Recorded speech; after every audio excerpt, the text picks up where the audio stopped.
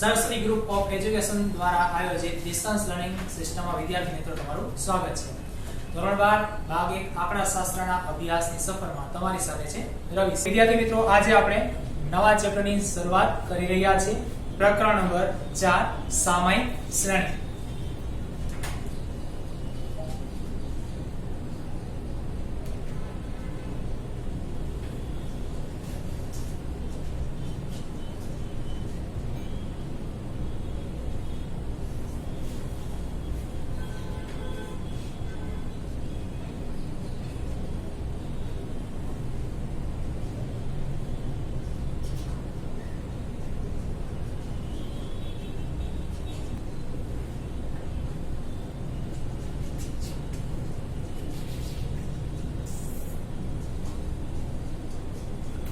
તો વિદ્યાર્થી મિત્રો તમે જાણો છો કે સૌપ્રથમ આપણે શરૂઆત કરીએ ત્યારે આપણા ત્રણ મુદ્દાઓ છે।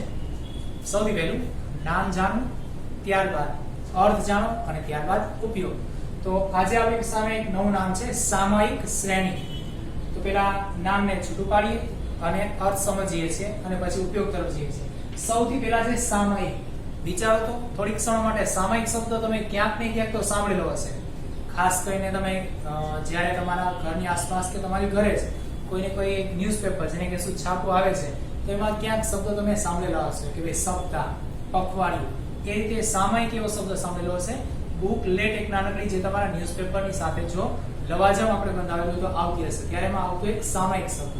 અને પૂર્વમાં એકી સાથે 10 થી 15 દિવસ શ્રેણીમાં નિયમિત જ્યારે કોઈને કોઈ વાંચન પ્રવૃત્તિ માટેના પુસ્તકો આવતા ત્યારે પણ એક શબ્દ આવતો સામયિક। એ જ વાત અહીં આવેલી છે સામયિક। તો અહીં નિયમિત એક ધારી ચોક્કસ સમયથી જોડાયેલી બાબત જે છે એ દરેકે દરેક વાત માટે અહીં શબ્દ છે સામયિક। પાછળ એક શબ્દ છે શ્રેણી, જે તમે જાણો છો એક પછી ક્રમશઃ અને પેલા સાથે જોડાતા જ એક આખી શૃંખલા બને છે એ શ્રેણી। પરંતુ મુખ્ય વાત છે અહીં સમય। સમય સાથે જો જોડાયેલું હોય અને નિયમિત રીતે જોડાયેલું હોય તો એ શૃંખલા શ્રેણીથી અને એ પણ સામયિક શ્રેણીથી વાત આગળ વધે છે। ચલો હવે આપણે ઉપયોગની વાત કરીએ તો આમ જોવા જઈએ તો વ્યવહારમાં ઘણી બધી જગ્યાએ તમને સમય સાથે જોડાયેલા આંકડાઓ જોવા મળતા હશે। જેમ કે વસ્તીના આંકડાઓ સમય સાથે જોડાયેલા હોય છે। ત્યારબાદ કોઈ પણ એક અર્થશાસ્ત્રની, સમાજશાસ્ત્રની, ગણિતશાસ્ત્રની કે કોઈ આંકડાશાસ્ત્રના અભ્યાસની વાતો કરતા હોય તો અહીં આપણે અલગ અલગ પ્રકારના આંકડાઓ જોડાયેલા જોવા મળે છે। જેમ કે જન્મદર, મૃત્યુદર। એથી આગળ વધીએ તો હજી આપણી પાસે એવા ઘણા બધા આંકડાઓ છે, જેમ કે આપણી પાસે રહેલી કોઈ પણ ઉત્પાદન, આવક, નફો। એથી વિશેષ આગળ જઈએ કૃષિમાં જઈએ, કૃષિ લાયક કોઈ વિષય તપાસ કરતા હોય ત્યારે આંકડા લઈએ તો વર્ષને આધીન થયેલા ઉત્પાદનો, ઉત્પાદિત થયેલા અનાજ, કઠોળ કે કૃષિ લાયક ઉત્પાદિત વસ્તુઓ વગેરે જે છે એ સમય સાથે જોડાયેલી હોય છે। તો આવી સમય સાથે જોડાયેલી બાબતો જે છે એનો અભ્યાસ અહીં આંકડાશાસ્ત્રમાં કરવામાં આવે છે। ખાસ કરીને મિત્રો અહીં બે ચલની વાતો જોડવામાં આવે છે, એટલે કે બે ચલની વાતો અહીં ખરેખર લેવામાં આવેલી છે, જેમાં એક છે નિરપેક્ષ ચલ અને બીજો જે છે સાપેક્ષ ચલ। નિરપેક્ષ ચલ એ તમારો સમય અને સાપેક્ષ ચલ એ તમારા સમય સાથે જોડાયેલો એક ચલ જે તમારું સંખ્યાત્મક મૂલ્ય દર્શાવતો હોય છે। તો મિત્રો અહીં આપણે સામયિક શ્રેણીની અંદર આવા જ ચલોનો અભ્યાસ કરવા જઈ રહ્યા છે। ખાસ કરીને કોને ઉપયોગી છે તો અહીં નિર્ણાયકોને, આંકડાશાસ્ત્રીઓને, અર્થશાસ્ત્રીઓને। એથી વિશેષ આગળ લઈએ તો કોઈ પણ જાતના નીતિ વિષયક નિર્ણયો અથવા તો નિર્ણયો પાછળ તૈયાર કરવાની નીતિઓ જે છે એને માટે પણ અહીં ઉપયોગી હોય છે। તો હવે આપણે શરૂઆત કરીએ છીએ અર્થ અને વ્યાખ્યાથી અને ત્યારબાદ આપણે આ માળખું કેટલા માર્કથી પૂછાય છે એ પણ જોવાના છે। તો વિદ્યાર્થી મિત્રો આપણે હવે શરૂઆત કરીએ છીએ તો આ પ્રકરણના ગુણભારથી આપણે એનું માળખું જોઈ લઈએ।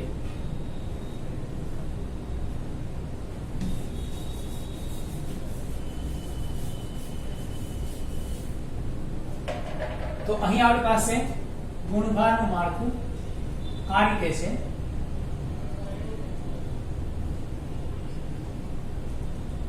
જેમાં સૌપ્રથમ આપણે લઈએ છીએ ક્રમ, ત્યારબાદ લેશું વિભાગ. તો અહીં ક્રમની વાત કરીએ તો વિભાગ 1 ને એક ક્રમ, બીજા માટે બી, એ રીતે ક્રમશઃ લઈએ છે સી, ડી, ઈ અને એફ.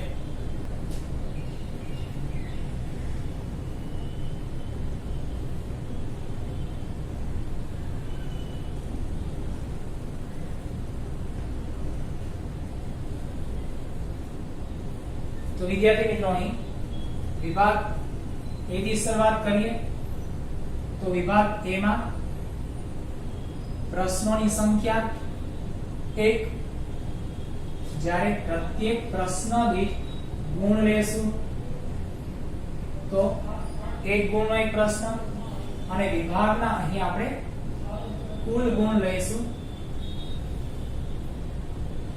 તો અત્યારે 1 માર્કનો વિભાગ થશે આ પ્રકરણ માટે. એ રીતે અહીં એમસીક્યુ ની જેમ જ વીએસક્યુ પૂછવામાં આવે છે બી વિભાગમાં 1-2 વાક્યના પ્રશ્નમાં. પ્રશ્ન 1 પૂછાય છે 1 ગુણનો અને કુલ 1 ગુણ હોય છે. 3 ની વાત કરીએ વિભાગ સી માં જઈએ તો પ્રશ્ન 1 પૂછાય છે, પરંતુ અહીં હું એને સ્ટાર આપું છું કારણ છે ત્યાં સૈદ્ધાંતિક કે ગાણિતિક પ્રશ્ન હોઈ શકે છે, અને 2 માર્કનો એક પ્રશ્ન અને 2 ગુણ હોય છે. જ્યારે વિભાગ ડી ની વાત કરીએ એક જ પ્રશ્ન પૂછવામાં આવે છે, પરંતુ અહીં પણ ગાણિતિક કે સૈદ્ધાંતિક જ પ્રશ્ન હોય છે. એકબીજાના હાથમાં કયો પ્રશ્ન એવું ફિક્સ હોતું નથી, પરંતુ અહીં 3 માર્કનો એક પ્રશ્ન પૂછાય છે. તેથી આ વિભાગ 3 માર્ક માટે હોય છે. વિભાગ ઈ ની વાત કરીએ તો એક પણ પ્રશ્ન અહીં પૂછવામાં આવતો નથી. વિભાગ એફ ની અંદર એક પ્રશ્ન પૂછવામાં આવે છે ફરજિયાત સૈદ્ધાંતિક, પરંતુ અહીં સ્ટાર કરીશ. તેમ છતાં અહીં આપણને અથવાનો એક પ્રશ્ન મળે છે. અહીં વિદ્યાર્થી મિત્રો યાદ રાખશો, તમારી પાસે વિભાગ F માં સૌથી છેલ્લો પ્રશ્ન, એ પ્રશ્ન 5 ગુણનો, એની અંદર તમને પ્રશ્નના અથવામાં બીજો પ્રશ્ન મળશે જે આ જ પ્રકરણનો હોય છે. આ પ્રકરણની અંદર ગાણિતિક રીત 2 આપવામાં આવેલી છે. બંને રીતના દાખલા છેલ્લે પૂછાય છે, પરંતુ એકબીજાના અથવામાં હોય છે. જ્યારે 5 ગુણનો હોવાથી અહીં એક પ્રશ્ન 5 ગુણ, એ રીતે આ વિભાગના 5 ગુણ મળે છે.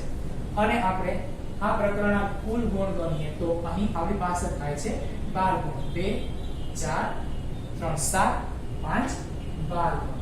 તો આ પ્રકરણની અંદર આપણને કુલ 12 ગુણ મળવા પાત્ર છે. વિદ્યાર્થી મિત્રો, હવે આપણે આ પ્રકરણની એક અભ્યાસની સૂચિ લેશું. આગળ વધીએ તો મિત્રો અહીં અભ્યાસની સૂચિ લીધી છે. કયા કયા મુદ્દે અભ્યાસ કરીશું? તો પહેલા તો આવે છે વ્યાખ્યા. પછી વ્યાખ્યાથી આગળ વધીએ તો અહીં આવશે રીત. રીતની અંદર એક છે આલેખ, બીજી છે ન્યૂનતમ વર્ગ, ત્રીજી છે ચલિત સરેરાશ. તો મિત્રો આ 3 રીત આ પ્રકરણની અંદર આપણે અભ્યાસમાં લેવાની છે.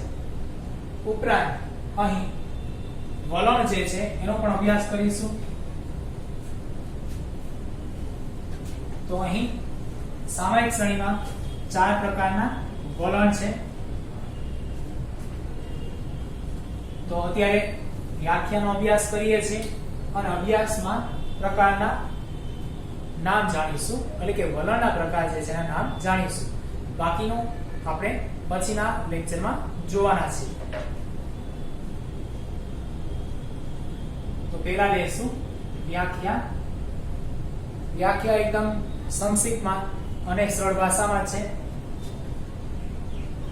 જેમ કે નિયત સમયે લેવામાં આવેલા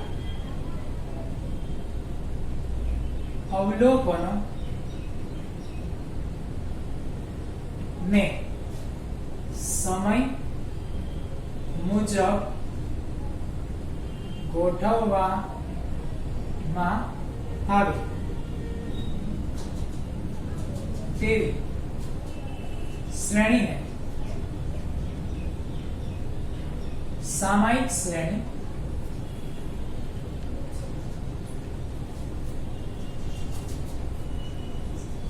કહે છે.